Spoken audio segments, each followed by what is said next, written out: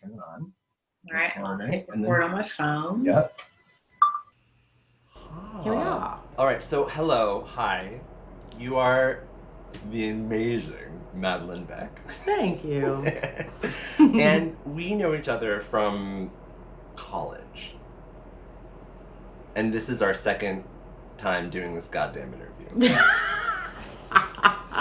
We went to school together at the Experimental Theater Wing, which, how would you describe that? ETW I would describe as a place that teaches you how to use your vessel to create art. Not everything is going to work for every actor, so why don't you come into our space? We'll teach you a little bit of everything, and then you just create your optimal artistry, I think. Yeah, it's not like based in an acting method or right. like it's everything. It literally is. There's little bits of everything up in there. So yeah. But that's also why we were the coolest studio. Like everybody wanted to be in our studio. Yeah, no offense to any current NYU students from other studios, but I'm posing offense. We had the best one. I'm talking to you not just because you're a lovely friend of mine, but you have an incredible business that you are starting up.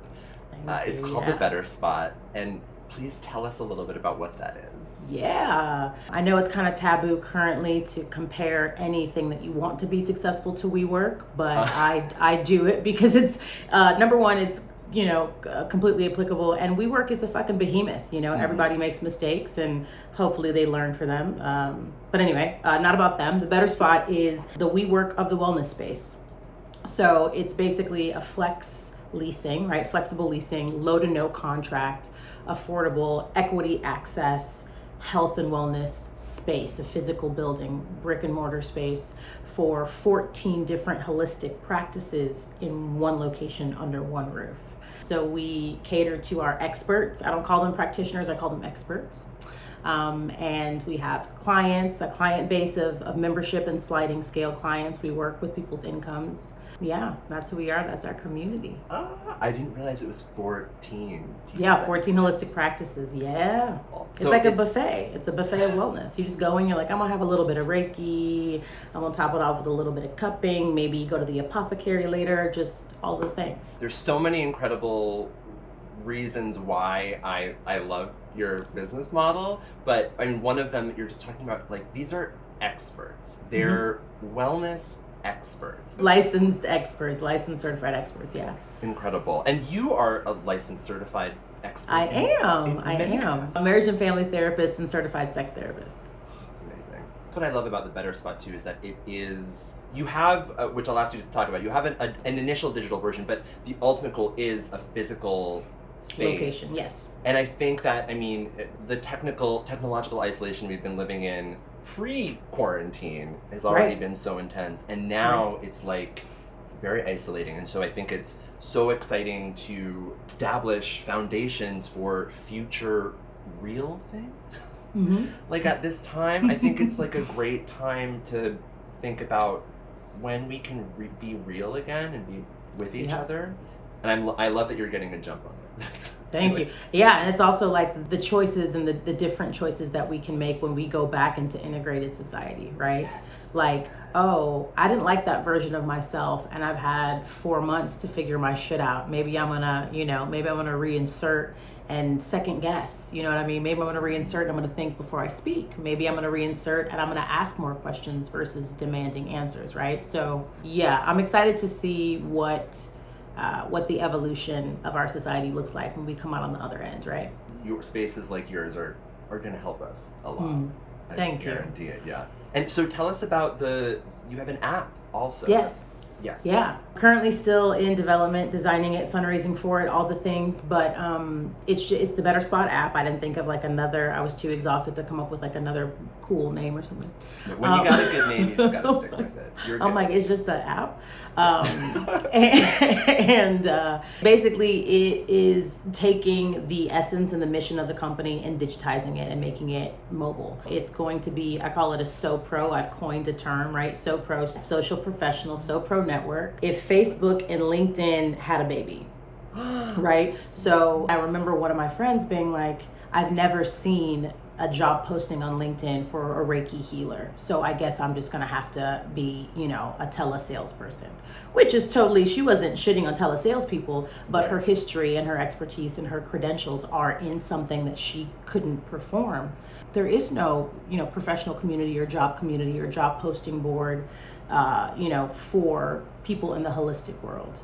And then so I dug a little bit deeper and I was like, well, what about a social network or a social app specifically for this industry of millions of people? Like when you start looking at all the different things and plugging them together, you don't realize how many people are experts in these fields. They just don't do them because societally they've never been really accepted, right? I love it. I mean, and it's funny because like 3 or 4 years ago or something, I'd be like, don't create a social network. It's crazy. There's plenty. But now, I mean, we are witnessing the kind of corporate downfall of these, like, you can't participate in these social networks anymore. They're totally bought and corrupt and terrifying. I mean, I never used to be one of those people that deletes apps, but last year I deleted Instagram so many times. It was just like I needed a break. Yeah.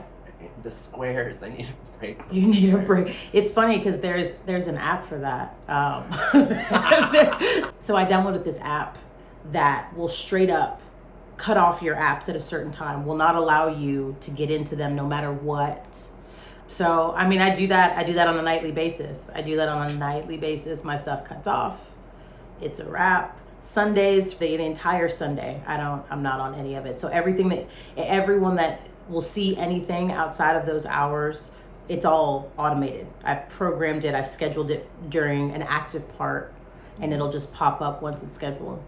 And you pick 3 people that you're friends with, you put in their text numbers, and in the event that there's an emergency, which also is kind of ironic, it's like, what kind of social media emergency can I have? But anyway, if there's an emergency and you need to activate them, you can text one of them and they can give you access. But wow.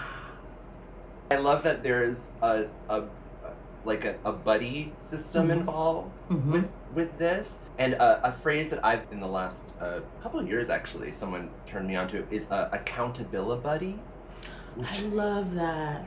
If you're, commit yourself to being involved in different social justice movements or hell, even just paying attention in some minimal way. Yeah. But to have a person that you could rely on to help you stay on track and to keep making sure you're doing all the keep you in check for sure. Yeah, we've been emailing a little bit about this, but I've been doing a lot of good old serenity prayer situation.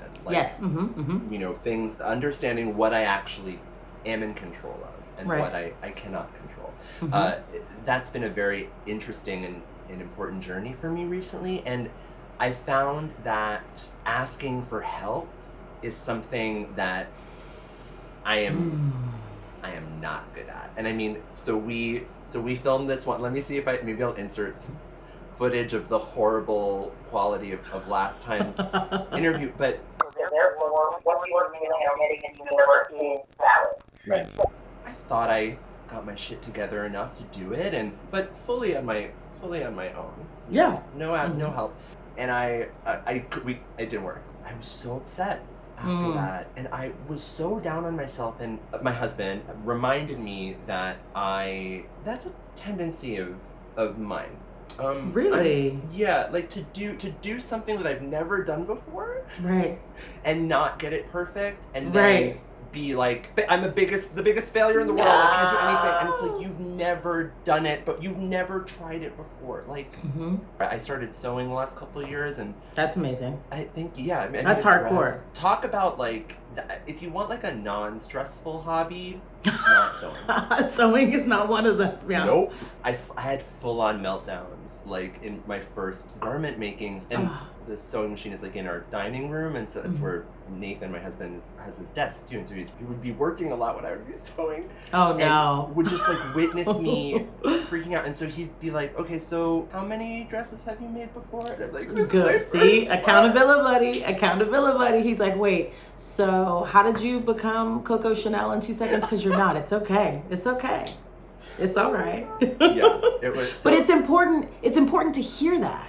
Oh, yes. Outside of yourself. Yeah. Because when your own inner voice is saying it, then your other inner voice is just going to combat it and be like, no, you shut up. I know that I'm terrible. But someone outside of you has to be like, it's all right. And then all of a sudden it makes sense. You're like, it is all, thank you, you know? I hate that I have to do like a PSA for therapy, but it works. It does. It's a necessary PSA. Do it all the time. It does. It works 100%. Another really cool aspect of the app for clients, right? So for the people who are going to be seeing the experts is finding specifically the type of help that you need. So when people say like, oh, I went to therapy for 2 years and the shit didn't work. My first question is always like, well, what was the theory of your therapist? Well, I don't know. Well, did you ask them? Well, why? Is there more than one? I'm like, yeah. I'm specifically an EFT. So I'm specifically an emotionally focused therapist. That is what all of my study was on, all of my practicum hours, all of the work that I do.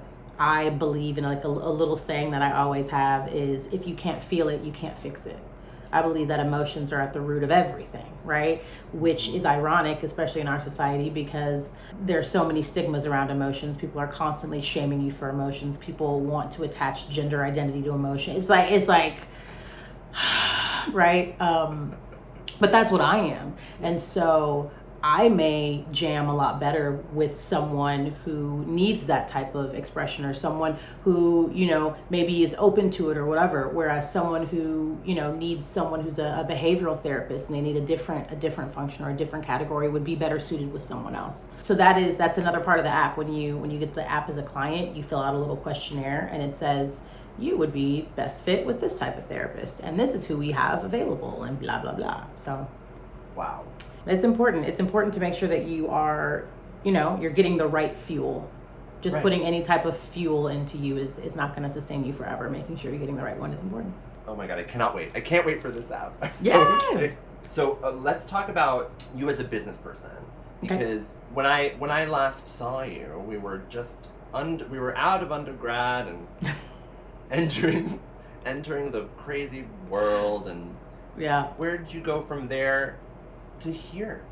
I lived a lot of lives for other people before I found my own, right? So I went to grad school to get my master's in education and municipal curriculum.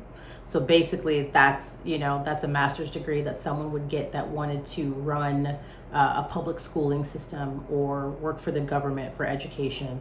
None of which I wanted to do. But my mom told me that it was a good idea and I wanted to please mommy, so I did that. Yeah. And then after that, I kind of went through a journey of like finding myself in a romantic sense. You know, I did a little Carrie Bradshaw situation of like chasing men around the country, thinking that would fill my cup, right? And it didn't. Mm-hmm. And then I continuously found myself back with pen and paper, right? Even at ETW, I did a lot of writing there. I wrote shows there. I just loved writing. I love being a storyteller. And so my ability to storytell started shifting. I was working for one of the largest entertainment news companies in the world, TMZ, and I was writing for them.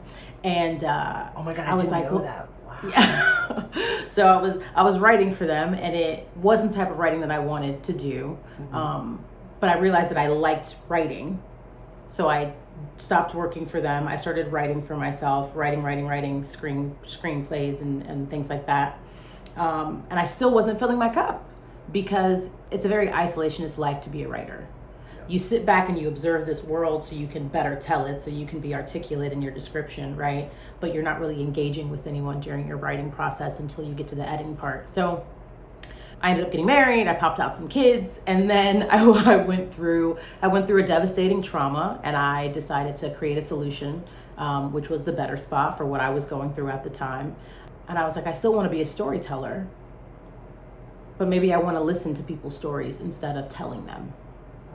Maybe I want to help someone navigate their own story. And for me, that was therapy. So I went back to school. I got a second master's And then I did my clinical, and ironically enough, I did my clinical within the LAUSD school system. So I worked for one of the largest public school systems in the country doing therapy with kids ages 12 to 18. And and here I am. Damn. I'm impressed with anyone that can who can look at what they're doing and say I'm gonna make a choice about the direction of my life right now and adjust it. And not just adjust it where you're I might just, I'm just gonna maybe give a half-assed try at this other thing. Right. You're I'm gonna get a fucking master's. I already have one. I'm gonna get another one because I need another one. Yeah. Congratulations on just Thank you. That's a lot. I think that needs to be applauded more. When the real work that it takes to get to some of these positions. Mm-hmm. In my my second Black-owned makeup brand video that I posted, I talk about this one brand named Xandra Beauty, and she's I have it right here. It's a lip balm. She does lip balms. Does that say Big Balm? It's a Big Balm. The Big Balm. Big Balm. A friend of mine sent me Big Balm. I didn't know who it was. It's amazing. Okay, she started the brand when she was 9. What? In Buffalo, New York. And That's then amazing. She started selling it at church, and then she was I could really do something with this, and worked her ass off, and now it's a multi-million-dollar brand. I love that's in my purse and in my car. Right? It's yeah, no, I gotta get more. This is the almond flavor, but I wanted to there's It's so good. Mint or something.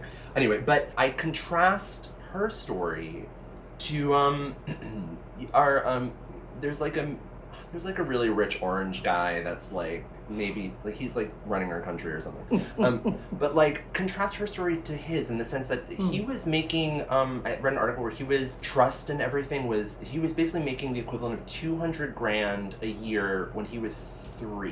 Mm-hmm. And I think there's he wasn't selling lip balm in church. No. Not to just fully disregard anyone that comes from wealth or whatever. Sure. Not to do that, but just to very carefully and very clearly uplift those who have actually just busted their ass. That's it. Yeah. And you're an ass buster, Beck. You. Thank you. It's incredible. It's very impressive and exciting, and it's very exciting. Thank you very much. For you. Yeah. Let's talk about, all right, I think we have to talk about this. The whole self-care thing. Just take a deep breath. Hold on, take a deep breath. Let's do some self-care for ourselves and take a deep breath. Okay. I'm sure that part of your advice to people as a therapist, or if I'm correct in assuming this, is helping people figure out ways to take care of themselves also. It's not just solving everyone's problems for them. Sure. So there's definitely both of those things are good and helpful. But I feel there's a culture of self-care being this thing that anything is self-care now. Right. As long as it's marketed that way. I think people put so much value in those things that are not coming from multiple degrees. Yep. Multiple certifications. Just someone that's I had a cute idea for a candle and now I'm selling it as a self-care item. Let's put hashtag self-care on it and here we go. Yeah. The biggest differentiation, right, is awareness. So being able to have the awareness to identify what is true self-care versus what is just propagating consumerism. You know what I mean? There was a really famous trendy magazine, predominantly women gear, women focused trendy magazine. They have an Instagram feed. My company follows them on Instagram because sometimes they do actually have articles of relevance, but they post a lot of memes and little whatever. And it was a woman on a Friday. It was a woman that had she was sitting on a couch and she had 2 bottles of wine, and they were just 10 a.m. Who cares? You deserve another bottle. Hashtag self-care. So we have to have the awareness to realize, that's not self-care for me. That's not healthy self-care for me. That's not what I'm looking for. It's not going to fill my cup, right? So I think that the biggest thing about the whole self-care phenomenon is just having awareness. And I think it's twofold. I think it's the consumer having awareness, but I also think that there needs to be more fucking responsibility from the other side, right? From the businesses side. I mean, if you were to hashtag self-care right now, you would see probably, no exaggeration, 10%, 10 to 15% of the content would be in relation to consuming some sort of toxin, right? In whatever capacity that may be. How can brands consciously say that is taking care of yourself? Right? They can't, which is why they have no conscience. They're like, you just can't do it. It's not possible. Yeah, I think awareness is key. And I think also that people right now, especially in the climate that we're in, everyone is running from their awareness. Some people are diving headfirst into it. Some people are like, holy shit, I've been asleep this whole time. It's time to wake up. They're screaming. They're their own alarm, right? And it may be a violent, but it's also a beautiful awakening for that to be happening. But then there's the other half of the population that are like, no, I don't, it doesn't exist, or I don't want to hear it, or it's a hoax, or it's fake news, or it's no. And I'm just like, listen, the universe is going to give you an awakening whether you want to acknowledge it or not. Yeah. It's going to come. Yep. Right? So either it's going to come this way because you're looking at it, or it's going to hit you upside the head because you're choosing to ignore it. Awareness, self-awareness, and awareness are prerequisites for self-care almost. And I think it's important to note that like things that are good for you are not always the same things that make you feel good, like immediately. Exactly. The people that are like in denial that this is a real thing that's happening, that there's a pandemic happening, and going out, and they will be hit in the side of the head, like you're saying, by the fucking coronavirus. Like it's not, and if they don't get hit, then maybe their grandma or whoever else they live with will get hit. Exactly. Like, for real, it's insane. But it's interesting to just see how, and I think this is just important to acknowledge, because I realized even in my videos that I posted since quarantine, I haven't really even specifically acknowledged this. Like, this is a very traumatic time for everyone. Yep.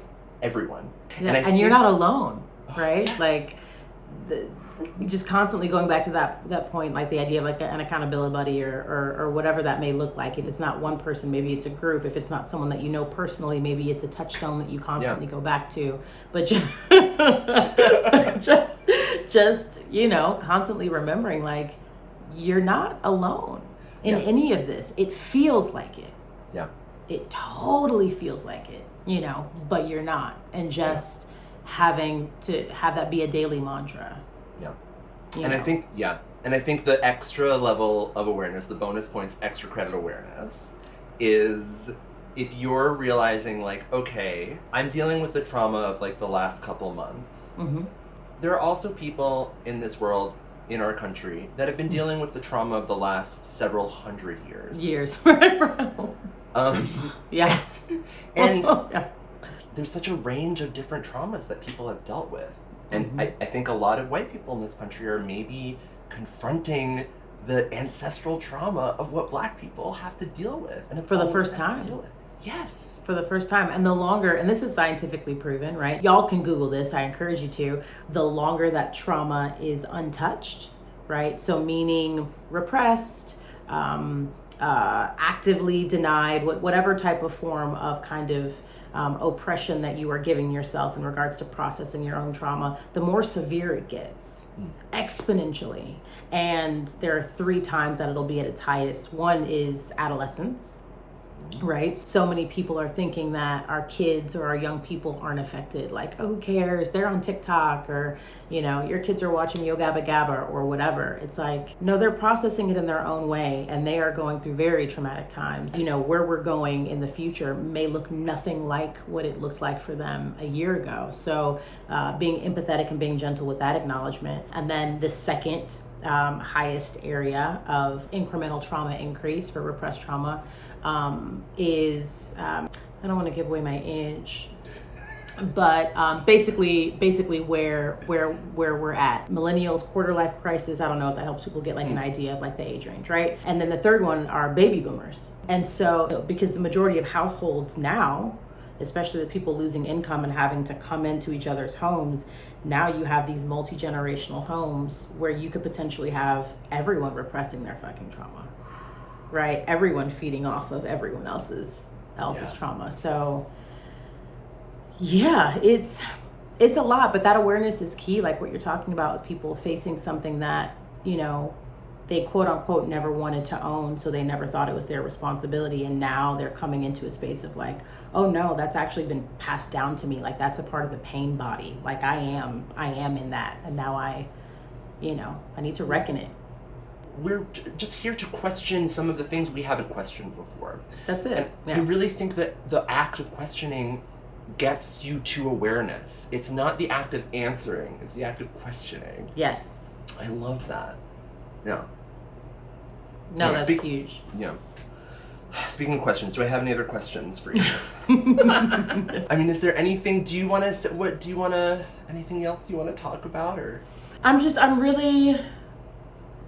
so grateful that you invited me into your world and this space and your audience. And I would say to, a question for you directly, and then maybe it doesn't have to be answered right now, maybe it'll segue into something else, but in the back of my mind, like white noise in the back of my mind, it's been echoing through the rest of our talk with how does self-care, right? Self-care / health, wellness, how do those things conflict with beauty? Like, I think that's a really interesting conversation, because I honestly was going to have like a little segment of self-shame when we started off, not intentionally, I wasn't gonna like plant it, but I was just like, okay, so if Kimberly asks me anything about my eyeshadow, I'm just going to just keep it real and be like, listen, I haven't put on makeup in like 3 fucking months, and this is just what happens. This is just, I need to watch more of your videos, right?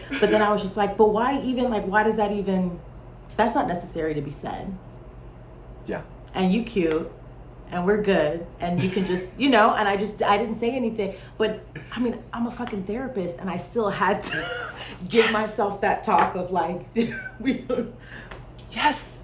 Yeah. Yes. When I started my channel, I had to learn like the form of this, and I think part of my whatever success that I've had on here was about me really diving into the form of like beauty videos, and like, I do the thing, I can hold a product up and like do the, like I know how to focus a camera, like I found myself at the beginning naturally doing another thing that everyone in beauty videos does, which is apologizing for everything that someone might say something about. That's why people do it in videos. They don't do it because they hate themselves. They literally, or maybe they do, who knows, but that's another session. That's another episode. I mean, I used to do it to get to just, anticipate the negative comments. The judgment. Yeah. Yeah. But then I was like, maybe that's doing that for the couple people that are gonna talk shit about me, but what is it doing for everyone else that has maybe is looking at me and being like, oh, she's beautiful. Why is she saying that? Right. Oh, should I think about myself now? Oh, well, if she thinks her eye makeup is bad. What about me? Like, I was like, wow, I think I'm just gonna really try to not say anything, talk about my wonky eyeliner today or any like. But it's so hard, right? We're so pre-programmed. And I'm very another thing that I talk about a lot of like, because I was socialized male, so I have this insane privilege and outsider observational position where like none of this, all the marketing and every beauty ad and everything that tells you gotta fix this, you gotta do that, none of it was aimed at me. So I had a really good head start of not having people tell me I look like shit all the time. Another thing you said, which I think is super important to note, is that you're brilliant and amazing, super qualified, wonderful. I'm Kimberly Clark. Brilliant, amazing, super qualified, and wonderful. Yep. But both of us are still working on ourselves. Oh, every day. We have so much ground to cover still, and will forever. And I think that the word woke is helpful in a lot of ways, because I like the idea of awareness of a reality that then you can't undo. Right. Yeah, but the binary aspect of it, I think, is very problematic. To think that you will have one thing, and then suddenly you will become And it will happen, and everything will be solved. Enlightenment, right? Yes. Right. We're like, I'll be one of the good ones. I'm a good white person, and so I'm good. I did it. I did the thing. I did my donations. Right. Right. And it's like, actually, no, it's a daily practice. Yeah. It's a daily practice. Yeah. Well, on that note, if there's anything else that anybody watching this would like me to bring Madilynn Beck back on to talk about, let's ask your questions. Let's awesome. Keep the conversation going. Please. Let us know. Beck, thank you so much for doing this twice. Yes. Thank you for having me again. This time it worked. I think so. I've got all the devices. Yeah, we're good. We've got multiple angles. We're great. Thank you so much for being here, and best of luck for everything with the Better Spot. Again, I'm gonna link everything you need to know down below. Follow, support. Oh, so Check exciting. it out. I'm Kimberly Clark. And I'm Madilynn Beck. Bye.